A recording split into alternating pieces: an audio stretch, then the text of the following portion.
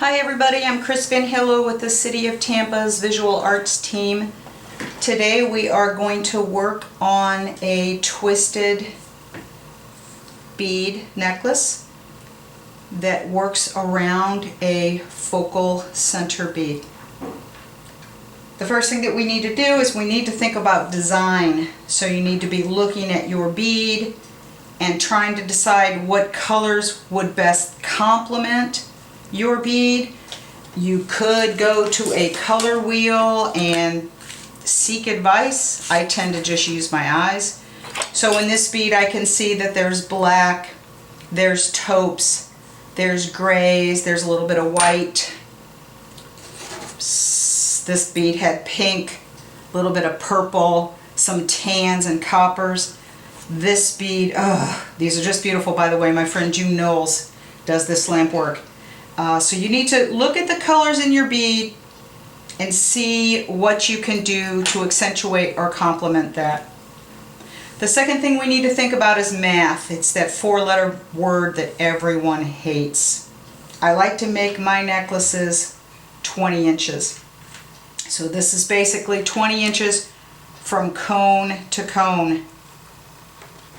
Okay, this one as well. This one made a little short. I was running a little short on beads, made a little short, wasn't thinking. So I added some nice sterling wire to the end to extend it.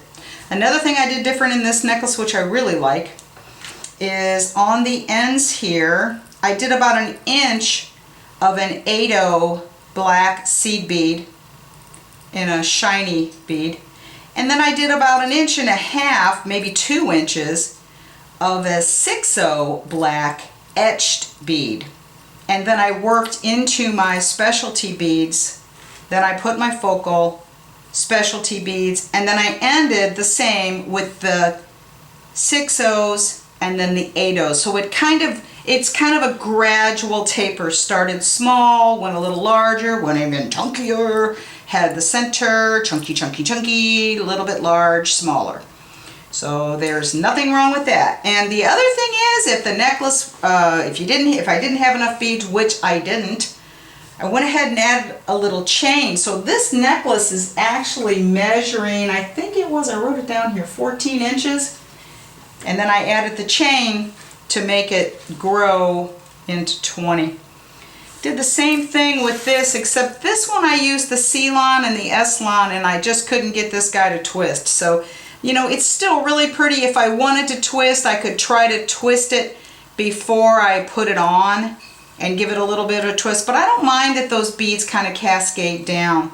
On this one, I just used the 6/0 bead at the end. I think I prefer this way, so this is the way I'm going to do this today. Okay, so we're going to push these out of the way. This is just a piece of Pellon that I cut because I thought it would be easier for you all to see. And what I'm going to do is I'm going to take my flex, my soft flex fine. I actually have a .014 because that's what Kathy had in the shop at the Beads and Beyond. And I said, I know I want this 20 inches, but I'm going to cut this wire 25 or 26 inches because I want to have a little bit of playroom at the bottom when I need to add those crimps. There is nothing worse than trying to add a crimp when you have a tail this long. Oh, it's impossible. So I went ahead and cut this 27. So I'm going to end up wasting a couple of inches, but it's going to be good for my mental health. However long you're making your necklace, add about 5 or 6 inches on the end. It's really important that each one of these strands is exactly the same size from loop to loop. Because if they're not the same size, you're going to end up getting what I got here, where the long one cascades down. This one didn't twist, so it's much more noticeable. But on a couple of these, I did have, I think it was this one right here, this little booger. You can tell it's longer because it's not tied up in there. So I have to twist this one as well before I put it on. So if you have all your lengths exact, you won't have any of those droopy drapes, what I'm calling droopy drapes. So I'm going to try to mark my soft flex so I know when to start and when to stop. And I am starting from the center, so I will have plenty of room on my ends for my crimp. I'm going to mark where my beads start, where my focal bead is, and where my beads stop. This is optional. Do it if you want to. Okay, I have 4 of my strands cut. I'm going to cut my 5th strand, and I thought it would be a good idea to mention, don't use your scissors to cut this soft flex. Use your wire cutters. You don't want to ruin your scissors. So if you have a really fine pair of cutters, you might not want to use those either. Use your wire cutters so that you don't mar up your scissors or your really fine flush cutters. Okay, I have my 5 strands cut, and now we are going to talk about how to string up those beads. In the past, when I've made this necklace, by the way, I've taped all 5 of my strands down so I don't lose them. I'm going to pull this strand out. And in the past, when I've done the necklace, I've always done the loop and started with a crimp. I'm not going to do that today because I learned in the last 2 that I made, were actually a little too short. Because I already had one end crimped, I didn't have any wiggle room to correct my problem. So by not adding this loop and crimp at the beginning, if I have to shift things down and if I have to maneuver and manipulate, I have the ability to do that. These are bead stoppers that are kind of cool. You just squeeze this and you put your wire on it and it locks it in place. Isn't that neat? So again, if you get these, you squeeze them, put your wire in there, let go, locks it in place, and that puppy doesn't move. But if you don't have that, have some masking tape ready, and you can just grab some masking tape, tape it around. The point of this is we just want to make sure that once we start adding beads, we don't want them to be able to slip off. So because you guys might not have the bead ends, I'm going to go ahead there and I'm going to use a really piece of redneck masking tape, okay? I've decided I'm going to do 3 inches on the ends, on each end, like I did on the necklace I showed you that I can't find right now, and I'm not going to worry about it. But this little guy, I'm going to go ahead and do the blacks on the ends, except I'm not going to do blacks. I'm going to use these grays. You don't need a bead needle, okay? The end of your wire is your bead needle. And I did say that I want 2 inches of the 8/0s, and then I'm going to do 1 inch of the 6/0s. So these we can count because they're all going to be the same size. The nice thing about using the soft flex is it's not like using Ceylon or Eslon where you're going to have double thickness and it has to go through your bead needle. And I'm trying to do this so you guys can see me. So if it looks like I'm disjointed here, that's because I'm trying to keep my hand out of the way so you can see. Alright, so 12 beads gave me 1 inch. 1 more inch of the smaller bead, and then I'm going to add 1 inch of the larger bead. That's what that's going to look like. I'm going to use my little daggers first, and I laid the daggers down, and I see here that I'm going to get about 5 daggers to the inch, and I only have 50 of these daggers. So I'm afraid I'm going to run short on the daggers. So I think what I'm going to do, I'm trying to decide, I think I'm going to use these little minnows to go between my daggers. So let's see if we like that. Okay. So I'm just going to take a dagger, the hole's up in the top, which is going to be really fun because it's going to allow it to hang down. Okay, there we go. And then I'll pick up one of these. Alright, so let's add that. I think I kind of like that, so I'm going to just do a few more here. It was a good thing I used those spacers between my daggers, I guess they're called, because it definitely would have been too short without the what are they called? The Minos spacers. And then I ended up having to put 5 at the end here to fulfill my 9 inches of beads. And then I went ahead, I'll show you, I slid it on my bead and I decided that I feel like I need a little bead cap on the end or a little something on the end there to help hide the hole of the bead. This is something you're probably not going to have. I do have a bunch and I'll be glad to share. So I just took one of the little, now all your strands are going to have to go through these, but I'm just to show you what it's going to look like. I put that on there. I put that on there. Then I put the bead on. And I really like how that looks. And that's something that I actually do pretty often. I did it on this one. Did it on this one. I think I do it on all of them. Did not do it on this one, so it's not something you have to have. Okay. I just kind of like it. So I am going to go ahead. I can hear my neighbor's lawn man getting started here. So I'm going to go ahead and do my next. I'll put this way up here. I'm going to do my next strand of beads. So I'll go into my little pearls. They're not pearls. I don't know what those are. The big balls. I'm going to do the balls, and I'm going to do little spacers between those as well, because I think it'll just break them up a little bit and help to spread them out. I finished my second strand,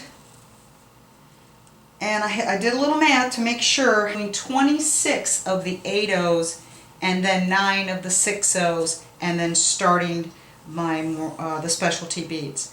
So on this one I got 21 of the balls on, so I've gone ahead and counted these so I'll know when I go to do the next one, the other side of this strand, I have exactly the amount of beads I need. I did the same on the daggers. I know exactly how many I need, and I have them pulled out, so I'm certain they'll be the same length. On this one I had to add one of these little chips to make sure they were the same length, and I went ahead and just added it through the bead cap and put a bead stopper on the end. Now I'm going to go on to do my third strand. My strands are complete, and I've taken really good notes and written down exactly what I've done on each strand. And it's just proof to show you, you can't count beads because beads are different sizes. So on this I have 25 daggers with the little Minos. On the seed pearls I have 27. On the little balls with the spacers I have 21. And on the triangles I have 47. So it's just interesting. Obviously beads are different sizes.